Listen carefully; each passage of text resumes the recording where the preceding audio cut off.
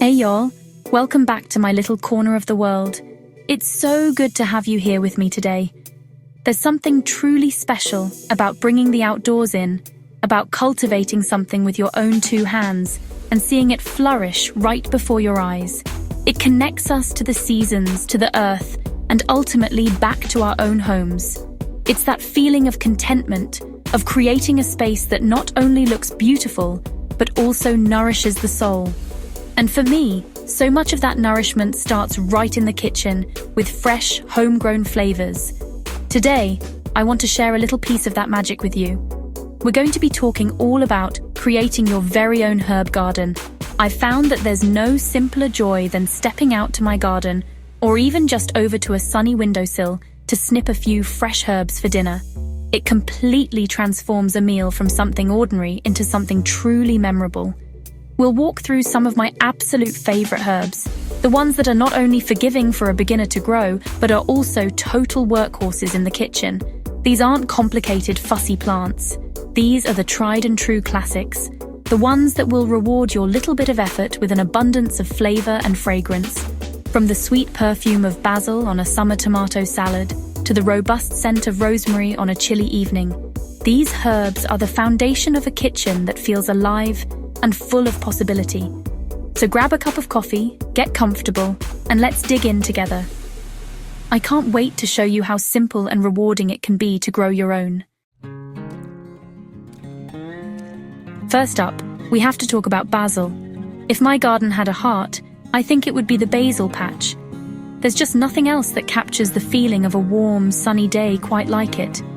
Its sweet, slightly peppery scent instantly makes me think of fresh pesto, caprese salads, and big family dinners. It's one of those herbs that's so incredibly generous. The more you pinch it back and use it, the more it seems to grow, getting bushier and more abundant. I love to have a few pots of it scattered around, one right by the kitchen door for easy access, and a few more nestled in with my tomatoes out in the garden beds. It just feels right, you know? They're like old friends, they just belong together. When you're planting basil, just remember it adores the sunshine. Find it the sunniest, warmest spot you can, and make sure its soil stays consistently moist, but not waterlogged. Think of a warm Mediterranean afternoon. That's the kind of environment basil thrives in. And don't be shy about harvesting it. Pinching off the top sets of leaves right above a leaf node encourages the plant to branch out.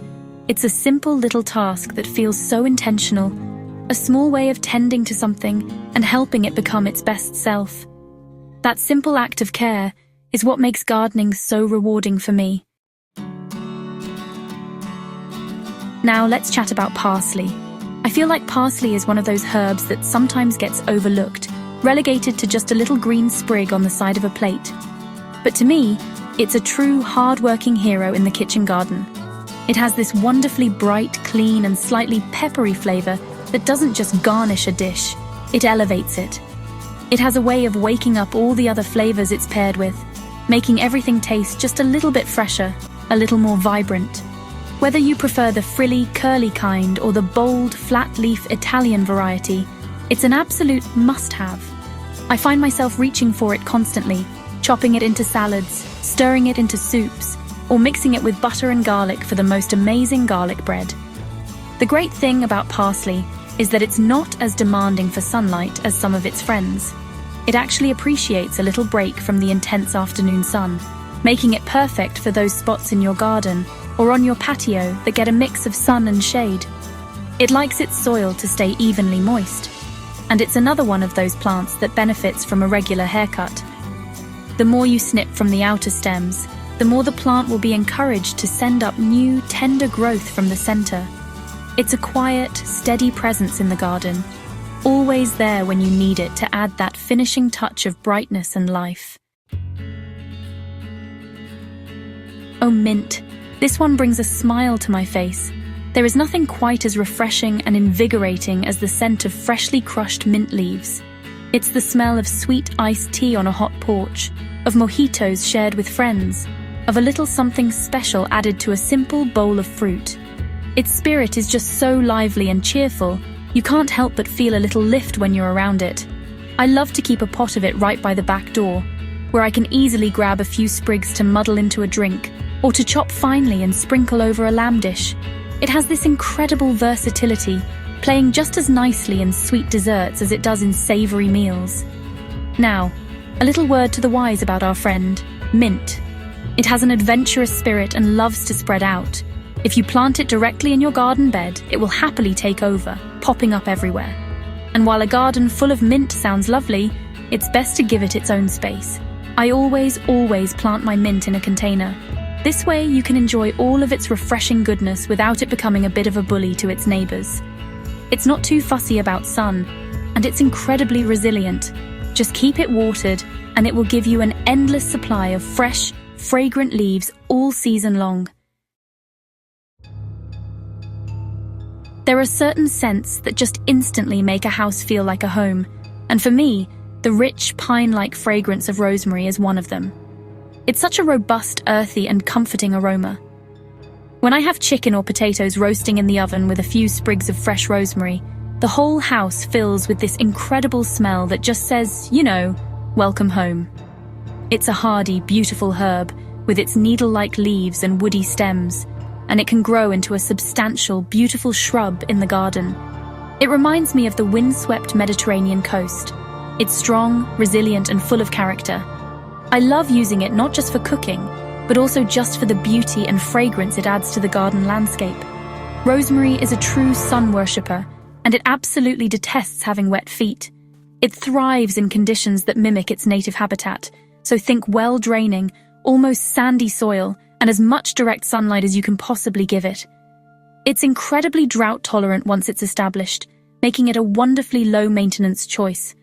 When you harvest it, you just snip off a sprig or two. The woody stems are perfect for using as skewers for grilling, infusing your kebabs with that amazing flavor from the inside out. It's a plant that feels timeless, like it's been a cornerstone of home cooking for generations. Thyme is one of those herbs that has a quiet strength.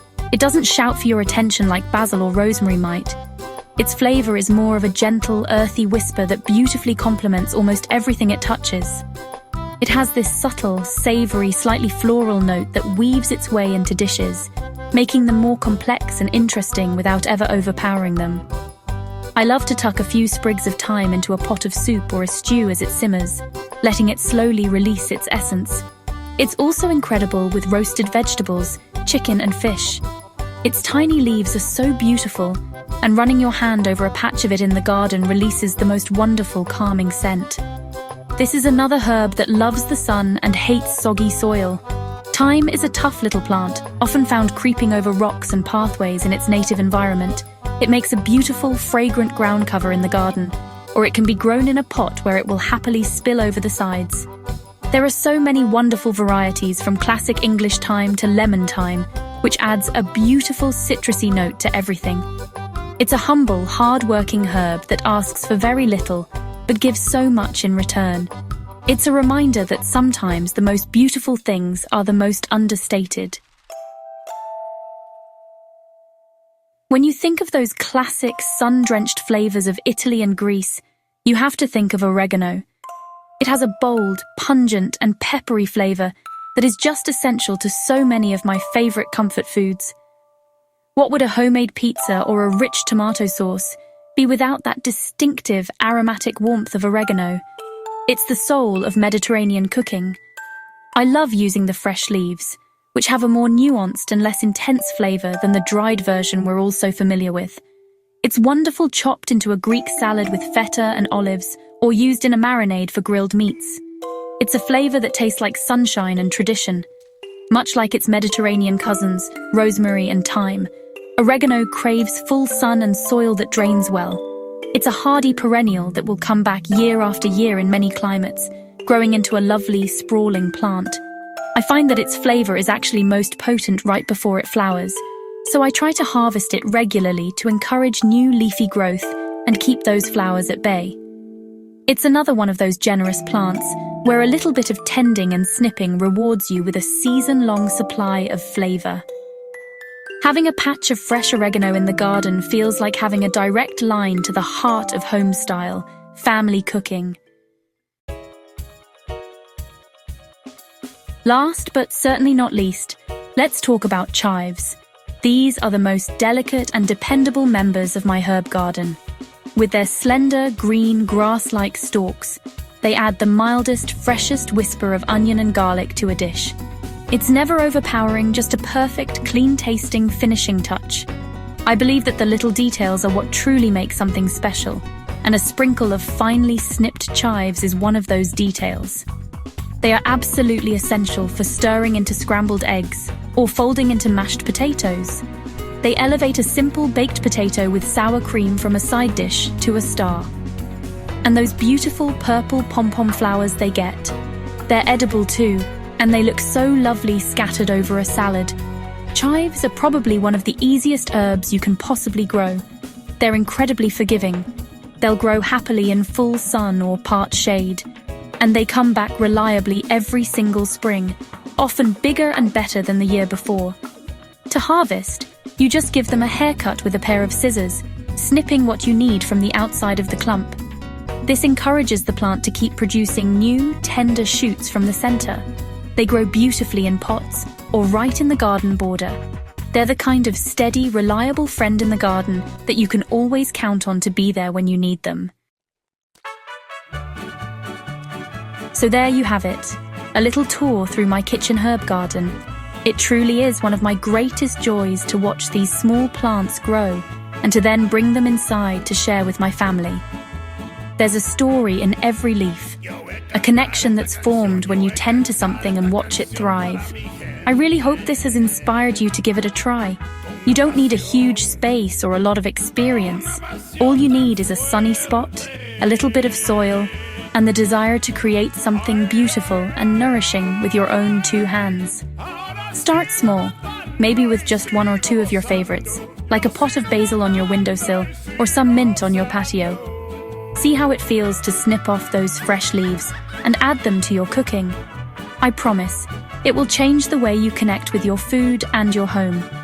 I would absolutely love to hear about your own gardening adventures. Please head down to the comments and tell me which herbs are your favorites to grow, or which ones you're excited to try for the first time. Sharing these stories is what this community is all about. Thank you so much for spending this time with me today. It means the world to me that we can share these moments together.